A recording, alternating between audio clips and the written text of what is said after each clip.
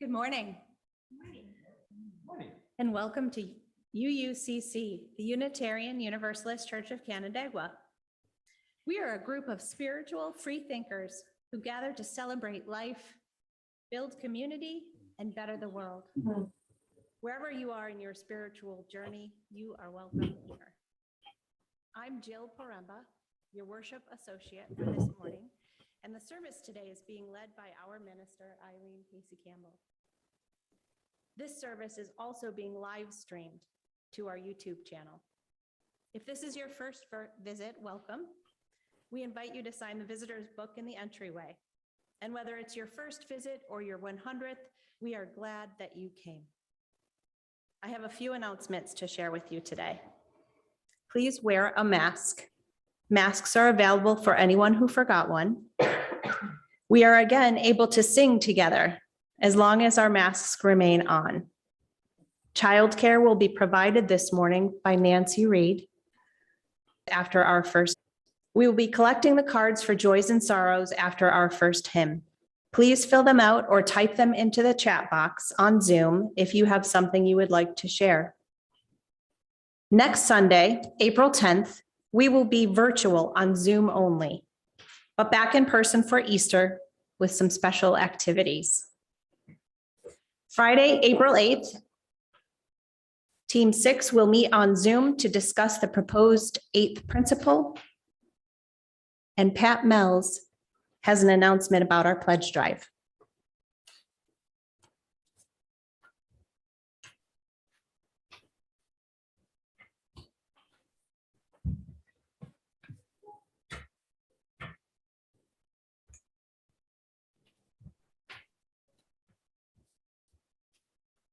Good morning, I'm Pat Mells, and I'm here to give you a report on our pledge drive progress so far. This graphic says it all. This flower, right up here, shows our projected income. This flower, right up here, shows our projected income from sources other than pledges. Things like our weekly plate collection, fundraisers, building rental, and withdrawals from our reserves. The rest of the blossoms show the income that needs to come from pledges. As you can see, we rely on pledges to cover most of our operating expenses, about 85% of them. So where do we stand now? So far, we have pledges to the tune of $38,500. That's a little over halfway to our goal of $75,800 in pledges. It's a good start, and from public radio pledge drives, we know those dollars come pouring in at the end of the drive. Let's make that happen here at UUCC. We would like to wrap up the drive by next Sunday, April 10th. Your pledge today, like a seed planted, will allow UUCC to flourish in the coming year. Thank you.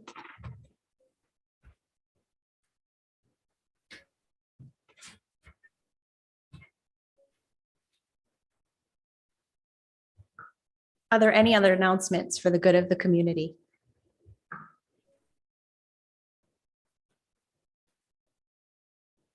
As we prepare to be fully together, I remind you to silence your phones and your devices. We now enter a space of worship.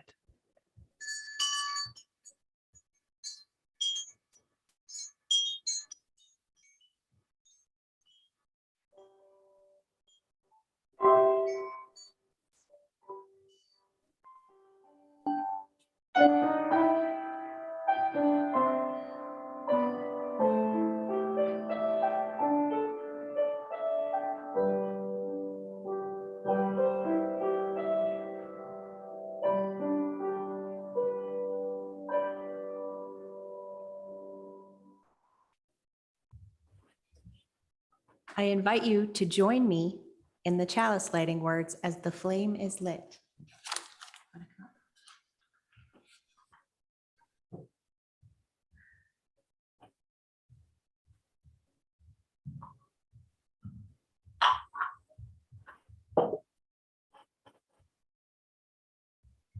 We gather this hour as people of faith, with joys and sorrows, gifts and needs.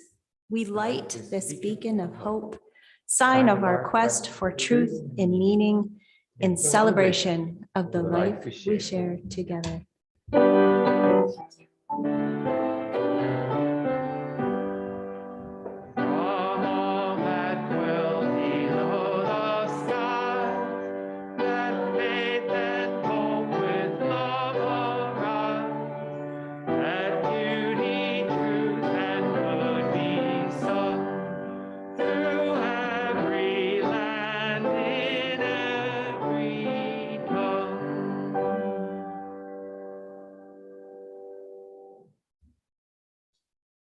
Good morning.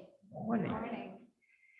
On Thursday, we celebrated the Trans Day of Visibility, and we celebrate as a church this morning. And I'd like to share an exercise this morning by one of my very favorite trans religious educators in our movement, a good friend and colleague, C.B. Beale. And so I want to ask if you'll help me out. Can you help me out this morning? So the first is a fairly simple, easy question. And it's, how do you take your coffee? So by a show of hands or a thumbs up on Zoom, how do you take your coffee? Black? Or do you take it with cream? Okay. So we got it like half and half here. Half black coffee, half with cream. So now the second question is a little more complex, and it's this. If you walked into your neighborhood cafe, a Starbucks maybe, Dalai Java downtown, and the menu is as long as the wall and also includes a pretty infinite, elaborate list of drinks you could think up, and money's not an issue. You walk up to the counter, and what is it that you order in that situation? You can shout it out or type it in the chat on Zoom. We'll shout it out for you. Coffee. Black coffee. Black coffee, Chai. a chai, Cold brew. a cold brew, a mocha latte. There we go. Anything else? So we get a much greater diversity of drink orders when the menu is long or maybe even wide open, infinite, right? So if there's two choices, most of us will make one of the two choices. And this is CB's lesson about gender identity, that if we're offered two choices, we pretty much choose one of the two. But if we're open to the possibility that the choices are infinite, then we get this rich experience of mocha lattes and chai teas and cold brews. And maybe we just go with the one of the two options, black coffee, because it fits us. And so in this time, it's a good idea, I think, even if the gender we were assigned feels like it fits us well, to take a look at the menu, to sit with what the options are, to ask ourselves, especially if we're cisgendered, by which I mean the gender that someone told us we were when we were born fits us, especially if we're cisgendered, to ask questions like, what are my first memories of what gender meant for me, what my gender meant? Or what are the expectations around my gender that make me feel really me, that make me feel authentically myself? Or what are the expectations around my gender that I push back against, that don't feel like they fit me? Or if I were assigned a different gender when I were born, would I change to the one I'm currently inhabiting? Questions like this we sit with because we know that the menu is infinite. And that's why we come to church, I think. So I invite you now, as we begin our service this morning, to rise in body or in spirit, whether you're here or at home, and to sing with us with masks on to our opening hymn, number 21 in the gray hymnal, For the Beauty of the Earth.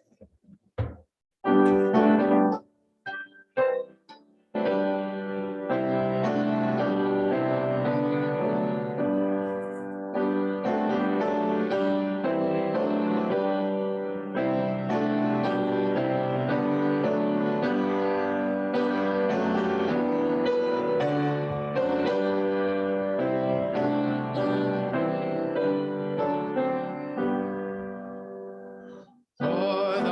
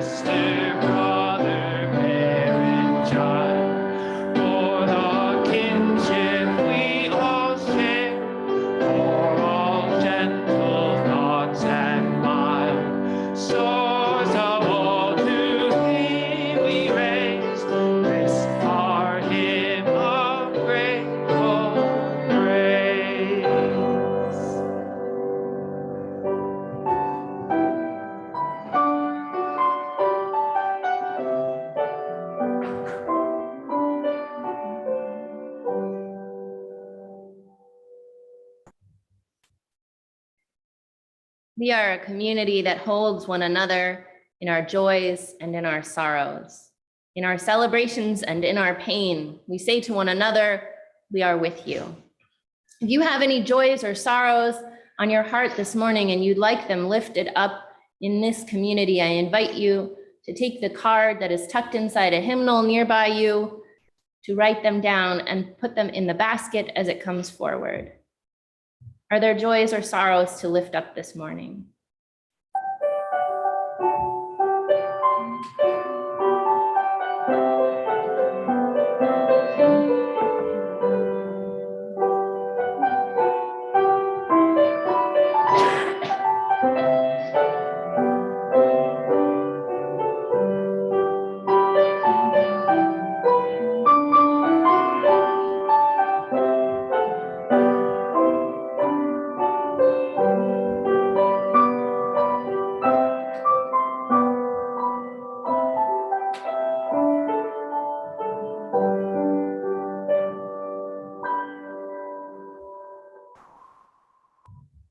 Now it's time for a story.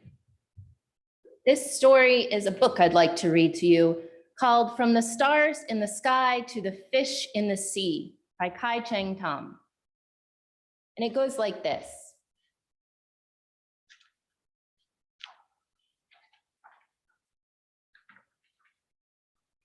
Once upon a time, in a little blue house on a hill on the edge of town, a baby was born. They were born when both the moon and the sun were in the sky, so the baby couldn't decide what to be. Boy or girl, bird or fish, cat or rabbit, tree or star. So the baby looked a little like everything. They looked very strange. All the same, the baby's mother gave her child a bath and rocked them in her arms. Your name, she said, is Mulan, and she sang a song that her own mother had sung to her long ago. Whatever you dream of, I believe you can be. From the stars in the sky to the fish in the sea. You can crawl like a crab or with feathers fly high, and I'll always be here. I'll be near standing by, and you know that I'll love you till the day that I die. And even though they still couldn't decide, the baby felt loved. Mulan grew up to be a strange, magical child who was always changing. They grew feathers and wings to fly with bluebirds in the mornings, scales and a tail to swim with fish in the afternoons, and fur and paws to play with puppies in the evenings. No matter how many things Mulan became, their mother always brought them back into the little blue house, gave them a bath, and tucked them into bed at the day's end.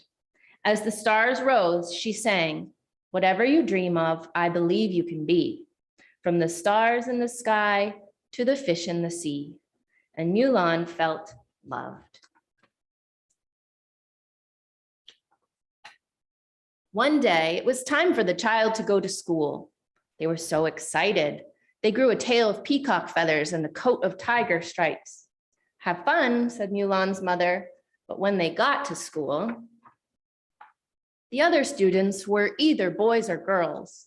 They had no feathers, no scales, no leaves, no fur, no fins, not even any sparkles. So no one invited Mulan to play. One little boy ran up to the child and asked, what are you supposed to be? Mulan didn't know how to answer. When they came home, their mother asked them how they liked school. It's okay, said Mulan. Did you make any friends?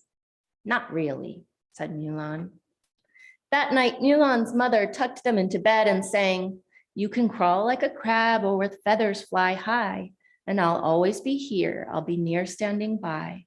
And you know that I'll love you till the day that I die. And Mulan felt loved, but also worried. The next day, they wore a turtle shell and porcupine spines. No one pulled or poked Mulan, but the other children still pointed and whispered. Did you make any friends today? Asked their mother. Not really, said Mulan. That night, Mulan's mother tucked them into bed and sang, "Whatever you dream of, I believe you can be, from the stars in the sky to the fish in the sea." And Mulan felt loved, but they also felt sad. The next day, Mulan wore no feathers, no scales, no leaves, no fur, no fins, no shells, no spines, not even any sparkles. Mulan was invited to play baseball with the boys. No one pointed, whispered, laughed, or stared. But when Mulan joined the little girls playing hopscotch, "Boys don't play hopscotch," said a little girl. "Are you a boy or a girl anyway?" asked a little boy. "Didn't you have a shell the other day?" asked a little girl. "And feathers the day before?" "What are you supposed to be?" said several children at once. "I don't know," Mulan shouted, and galloped out of the playground on horse's hooves, and swam through the stream with a fish's tail, and soared up the hill on eagle's wings. "How was school?" asked Mulan's mother. "I wore feathers and stripes so that the other kids would think I was beautiful, but they thought I was weird. And then I wore a shell and spines so that no one would pull or poke me, but they wouldn't talk to me. And then I tried to be just like everyone else, but I haven't made any friends. I can't decide what to be. Why do I have to be just one thing?" "It isn't always easy to be different from everyone," their mother said. "But you can only be who you are." "What if the other children don't like who I am?" sniffled Mulan. Their mother smiled sadly. "I don't know," she admitted. "But I do know this. Whatever you dream of, I believe you can be, from the stars in the sky to the fish in the sea." And Mulan felt loved. That night, they slept a deep sleep. The next day, Mulan wore fur, feathers, scales, leaves, and many sparkles that glittered like stars. For a moment, none of the other children spoke. Then a little girl said, "Can you fly? That's so cool." "I like your sparkles," said a little boy. "I'm sorry I pulled your feathers," said the boy with red hair. "Maybe I was a little jealous of them." Mulan asked, "Does anyone want to play with me?"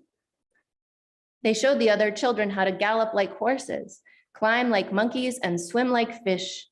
It was fun to be many different things. And the child of fur, feathers, scales, leaves, and sparkles, who was neither boy nor girl, but many things and always changing, felt happy.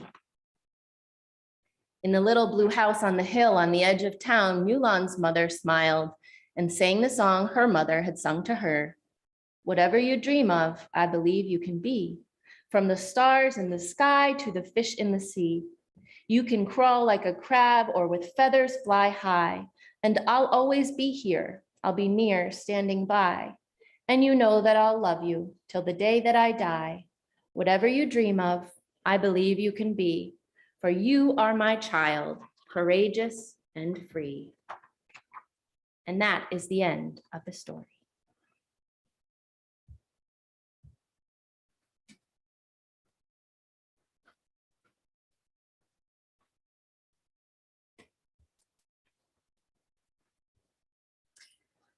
Now is the time in our service to join together in the spiritual practice of generosity. Our gifts support our church in its work. That work is summarized in the covenant.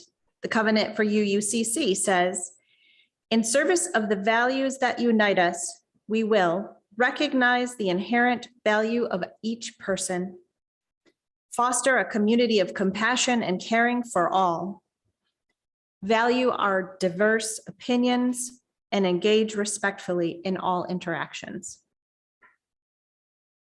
1/4 of our plate collection for the muddy season goes to the Women's Foundation of Genesee Valley, an organization with the goal to promote economic self-sufficiency for women and girls through grant making, education, and advocacy.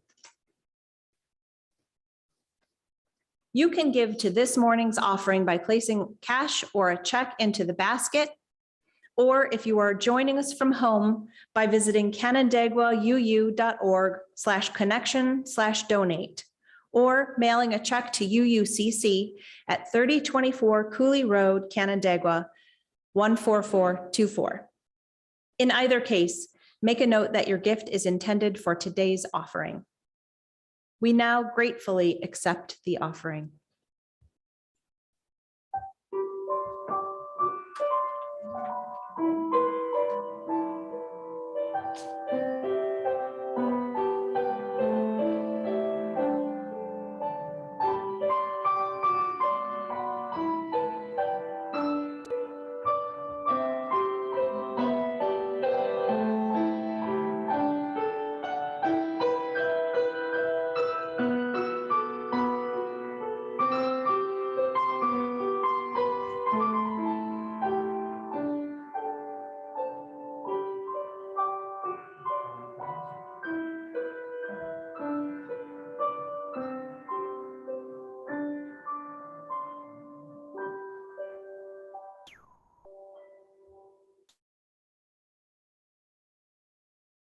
We're holding lots of joys and sorrows in our hearts this morning.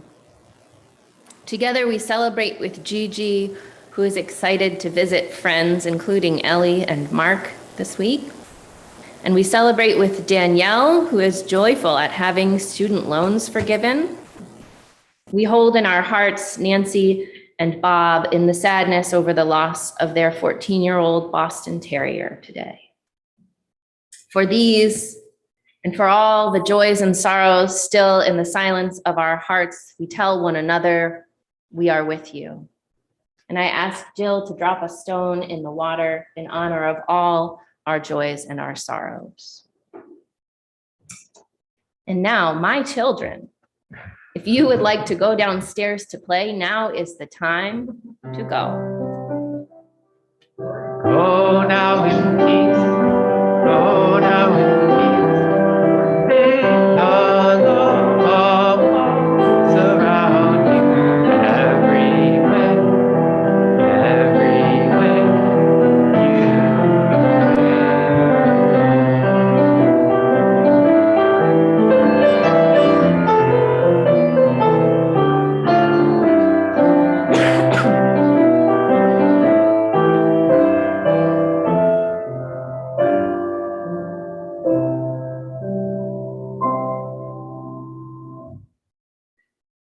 Now is the time this morning for centering and meditation, followed by some shared silence.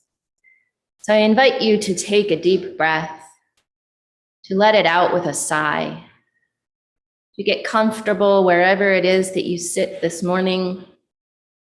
Let your shoulders fall away from your ears and allow your body to feel supported by this good earth.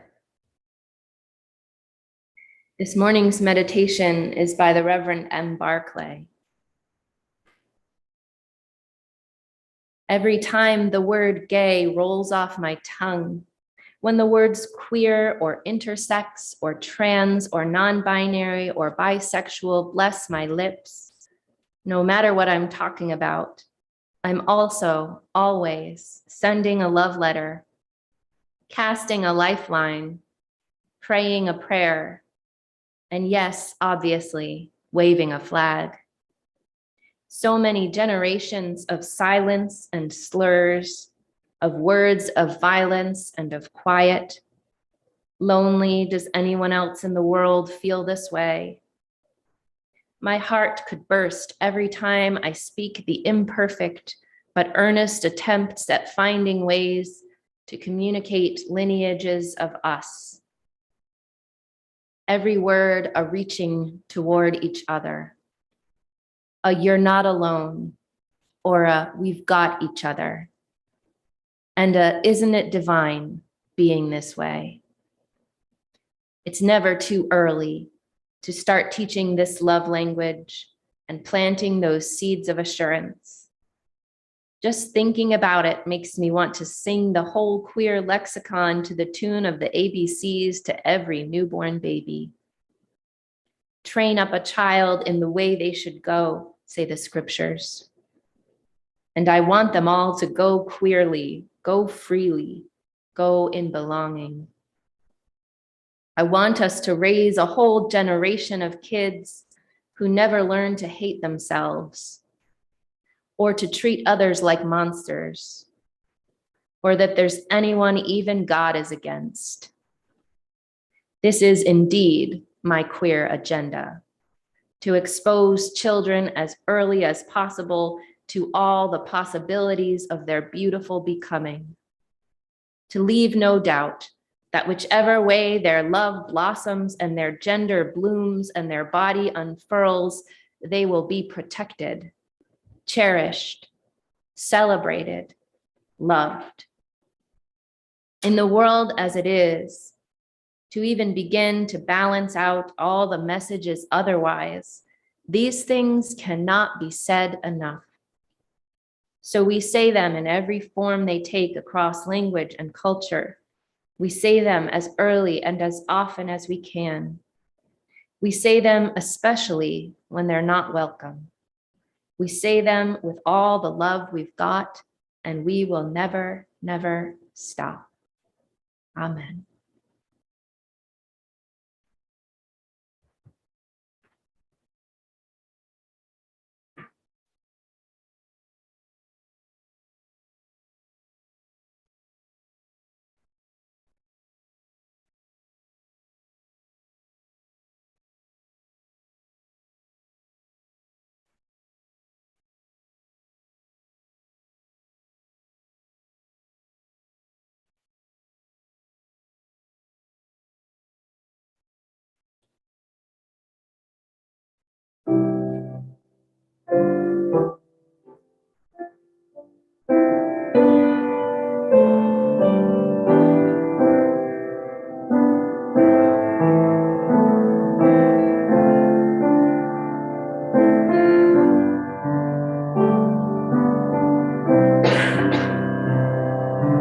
Spirit of life, come unto me.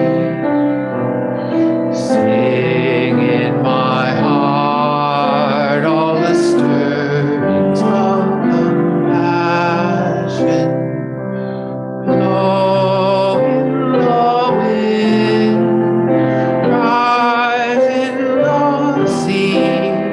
Move in the hand, giving life a shape of justice.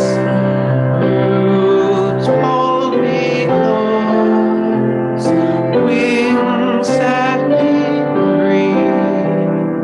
Spirit of life, come to me, come to me.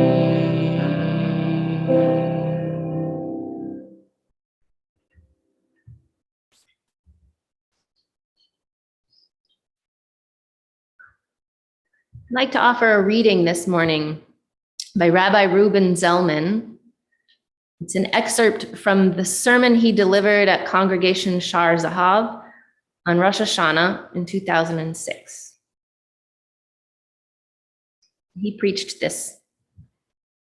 We stand here tonight without knowing quite where we are, or more precisely, we don't know quite when we are. Shabbat has come in. The sun has just gone over the horizon. During this evening service, light gives way to dark, and the old year and the new year meet. We cannot pinpoint the exact moment when the old year disappears forever. But we know that there is a time at sundown when it is no longer the past year, and it is not yet the year to come. It is old and new, both and neither at the same time. For fleeting minutes on the evening of Rosh Hashanah, time and certainty are suspended, and we who have come to pray are lifted up into twilight and its mystery. From the moment of birth and even before, we instantly and fervently delineate gender for every new human being. What's the first question we ask about a baby? Is it a boy or a girl?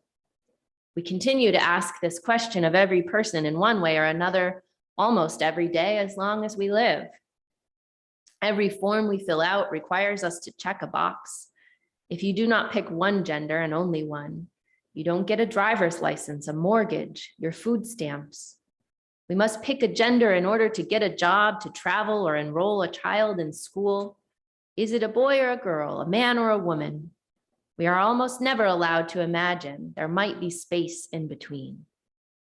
As the twilight falls on Erev Rosh Hashanah, it is a most appropriate time to consider what happens in in-between places. Jewish tradition has a unique relationship with twilight, that ethereal moment in every day when dark and light meet. The rising of the sun and its going down are moments we cannot label with certainty, and all the more so the twilight of the evening of the new year. Our rabbis believed that twilight held great and unique power. Demons abounded in these minutes between night and day. One was especially vulnerable at this time. Our sages of great intellect and tremendous spiritual gifts seem to have been a bit afraid of what they could not define. Like all of us at different times, they wanted to categorize and label.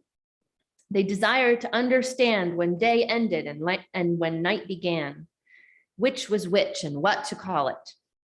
But ultimately, many of them acknowledged we could not draw a simple line between the one and the other. That middle place between light and dark cannot be boxed in. It was not day, it was not night. Twilight is something else all its own. With their concern about demons, we might expect that our rabbis would have warned us of the grave dangers of twilight. Perhaps we should not leave our houses at this time of sundown. Twilight could have been considered an inauspicious time for important activities. Perhaps the inscrutable twilight is when God hides God's face. In other words, our rabbis could have shut down twilight for us, or they could have ruled it away, artificially dividing night from day with no possibilities of in-betweenness. But they didn't. Instead, the rabbis taught that twilight and dawn are the best times to pray. They concluded that these times that are in between and indefinable are when our prayers are most likely heard. The place in the middle that made them afraid was also for them, the place where miracles were most likely to happen, where divine forces rise, where transformation is most possible for us. Rather than shutting down the twilight hour, they opened it and elevated it. It is not a degraded middle place, it is exceptionally holy. This approach to intermediate time is also, in many instances, our approach to intermediate space. Places in the middle are not places we rush through. They are places to be sanctified. At the Red Sea, our ancestors sang songs of praise for God to that miracle of passage. Thus our people were named Ivrim, Hebrews, from the root avar, to cross in between. At our essence, Jews are a people who cross over borders that seem impossible. And when these boundary crossers came out from the sea, they did not emerge into their promised destination. They came forth into many years of wandering, a vast space between one place and the next. This wilderness is where the Torah takes place. It is where we received our laws and ethical teachings, where God came to us in one place, in between one place and another. Our ancestors became the people that we now know.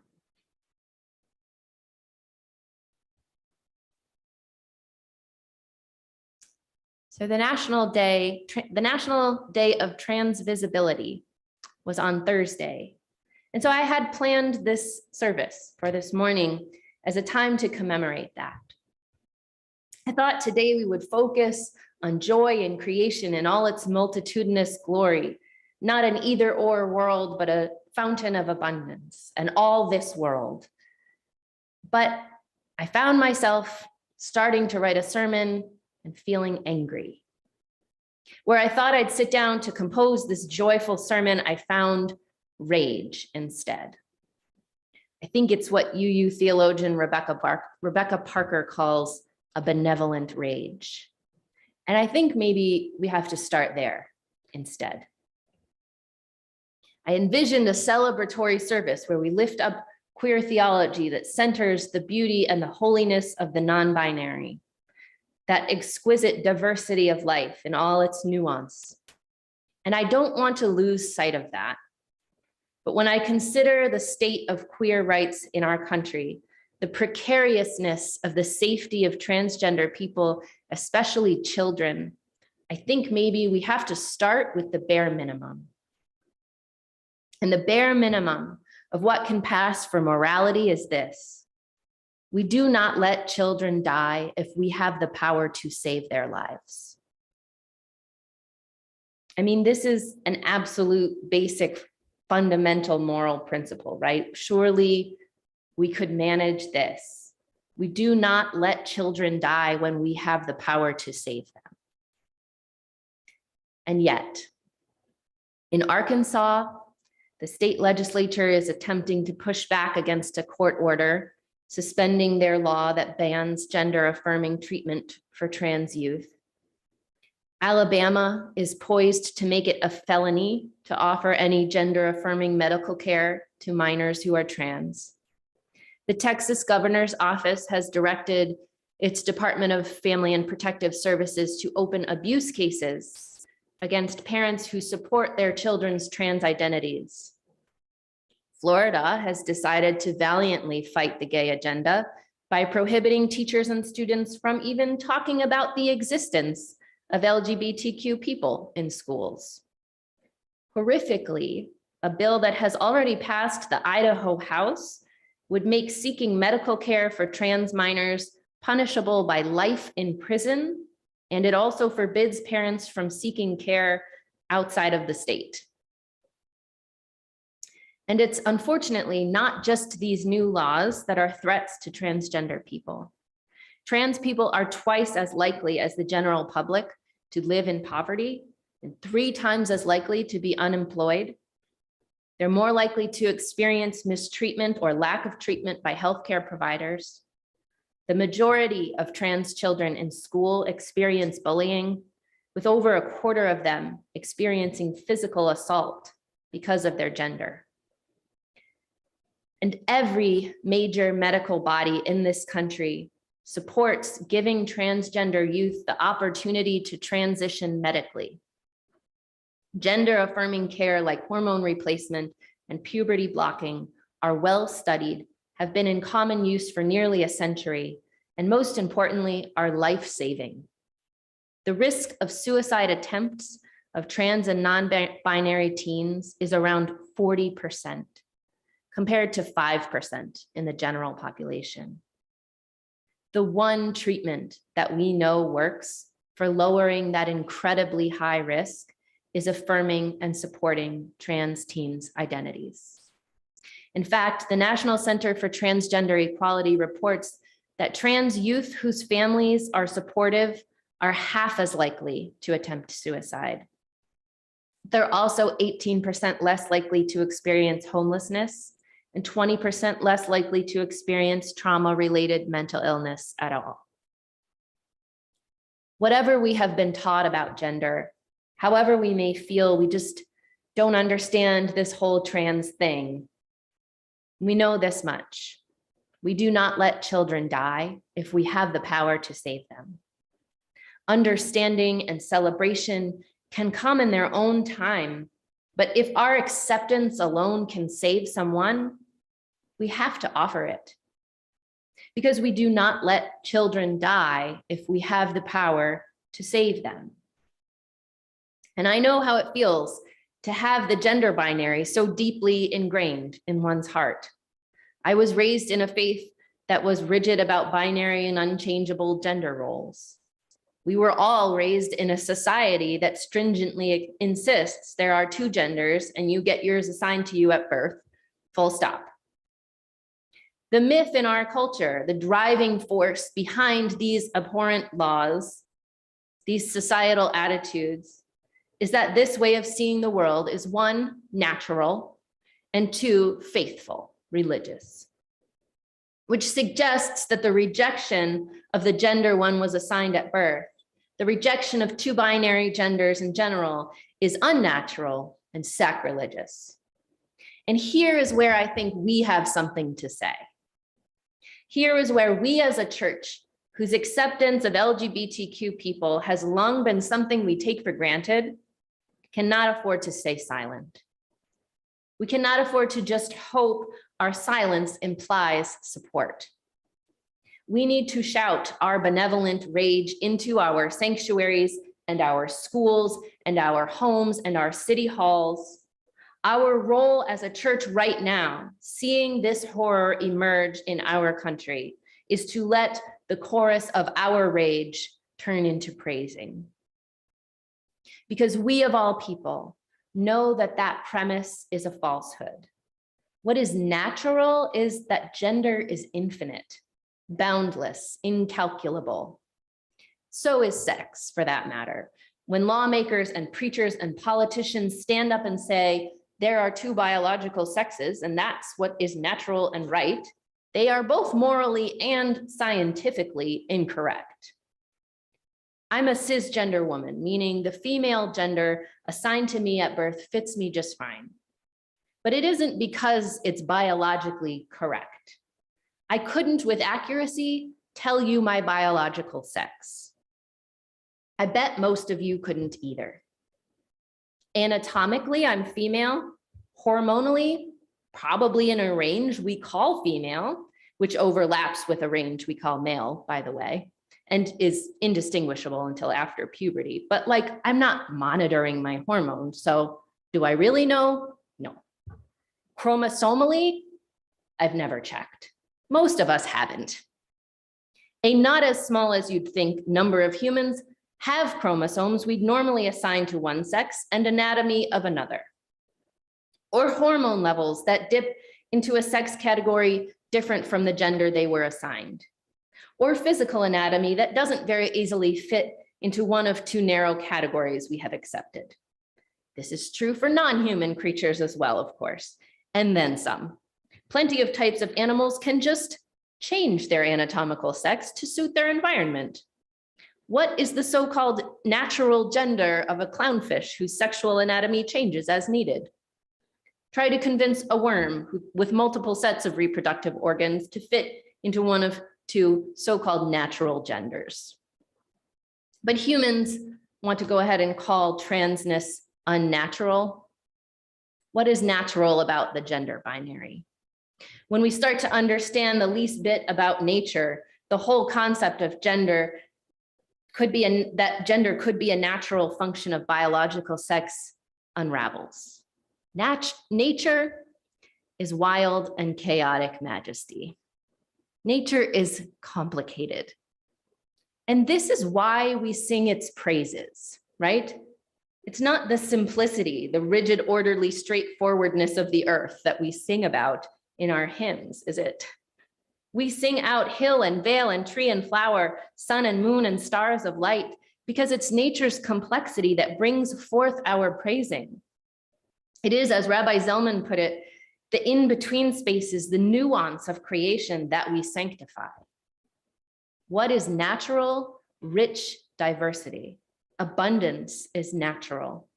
The sunrise and the twilight, the shores where land and sea overlap, the scent of anticipation between clear skies and a storm, the moment when simple white light gets refracted into a whole rainbow of color, all the space between birth and death.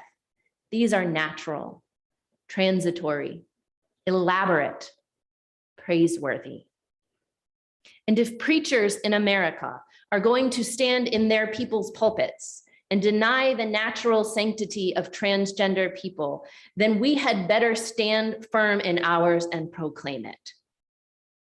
We had better stop hoping our allyship is taken for granted and start shouting our rage and our praise from our rooftops. Trans people are worthy, holy, divine. Because what is it to be faithful, to be religious? It is to let love speak truth to power. Religion is not anti-trans by its definition. We will not cede faith to that realm of hatred and willful ignorance. What sort of faith is it to deny someone's existence? Ours is a faith that demands we speak these truths to power. We do not let children die if we could save them. Transness is not only acceptable, it is a gift to this world. We can, in faith, do more than support.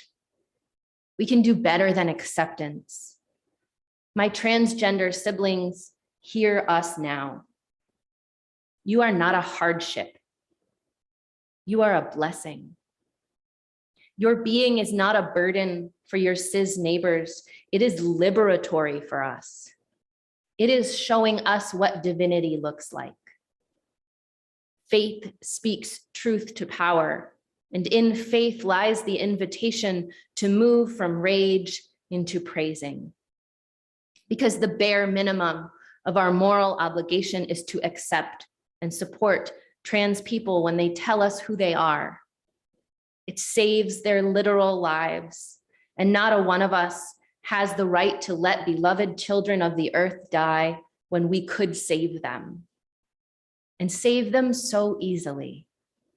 It is an absolute non-sacrifice to say someone's name, to use the pronouns they tell you. But we're here for more than the bare minimum, are we not? We're here for the worship and the praising. My own child has rifled through a drawer of 100 or so genders in his 6 short years, and mostly left them all rumpled up in there. He's recently settled for now on boy, but I'm not sure really what boy means. Child, let me tell you, neither am I. But I know this world will be better for him having pulled at the threads of whatever boy means and unraveling the knots of the fixed binary he has inherited from us. When he was 3, we talked about the mystery of gender, his and everyone else's. And I said, in what I thought was the best calm parental wisdom I could muster, this gender stuff is complicated, isn't it, buddy?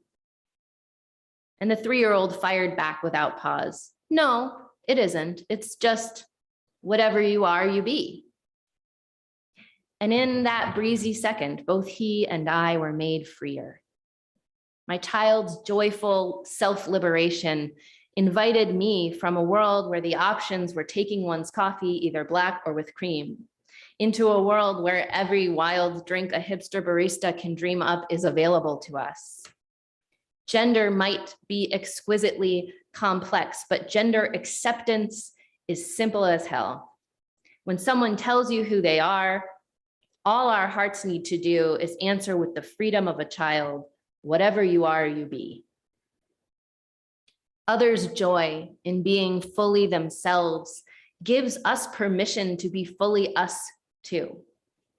Every time someone is willing to say out loud, listen, world, this is who I am, the menu grows longer. The wealth of Earth's diversity is amplified. We all get a little more liberated to be full, complex, intricate selves. We receive the gift of letting go of the either or and embracing the fullness of all this. We receive the invitation to raise a song of grateful praise to a world with twilight and sunrises between night and day, with leaves that burst into color between growth and rest, where we all get to live in the place between earth and sky. Trans siblings, your gender is a blessing. Your being is a blessing. You bless this whole ass world with the freedom to be whoever you are, and whatever you are, you be. May it be so.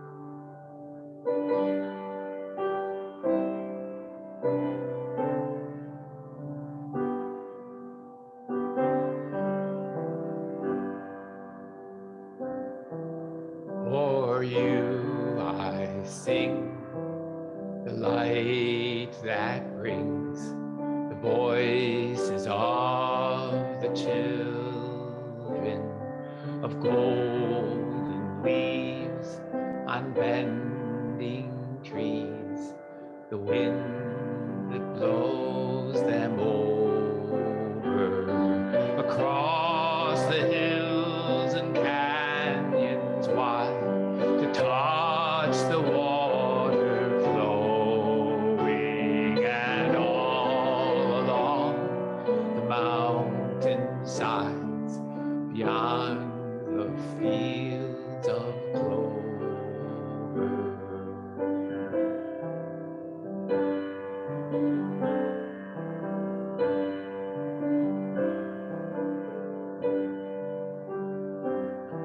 For you I sing, the colors bright, dancing on the rainbow that moves across the darkened sky, the bridge that crosses over to all the places we have been, to those who love has carried us like the birds who rise on wings through the clouds and over.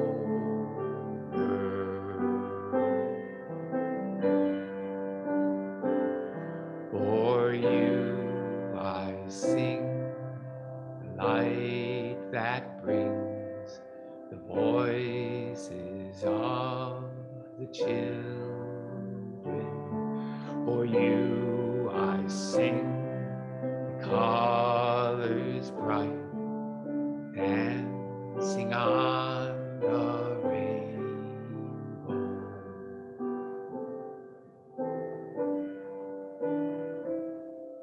For you I sing, for you I sing,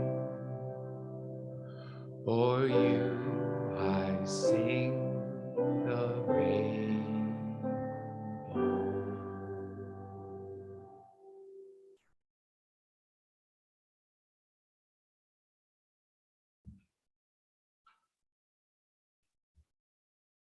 For each child that's born, we sing, a morning star rises and sings to the universe who we are. And my friends, whoever you are, you be. Let's rise in body or in spirit and sing together our closing hymn, number 1051, We Are.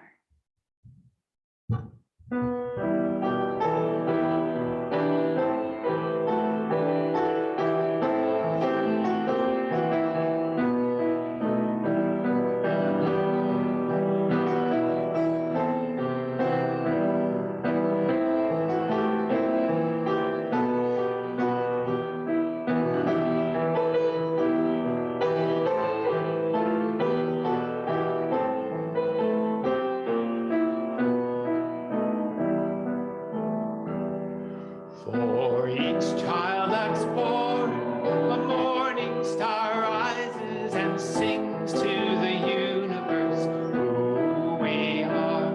For each child that's born, a morning star rises and sings to the universe who we are. We are our grandmother's prayers. We are our grandmother's dreamings. We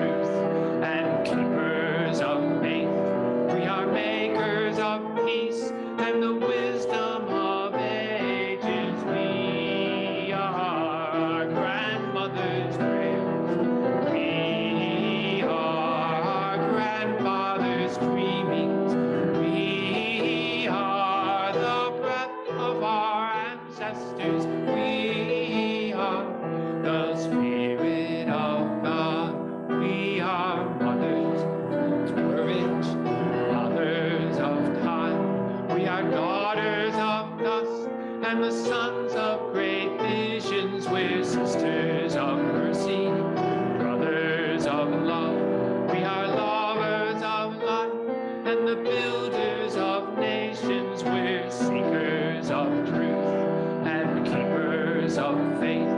We are makers of peace and the wisdom of ages. We are our grandmother's prayers, and we are our grandfather's dreamings. We are the breath of our ancestors. We are the Spirit of God. For each child that's born, a morning star rises and sings to the universe who we are. For each child that's born, a morning star rises and sings to the universe who we are.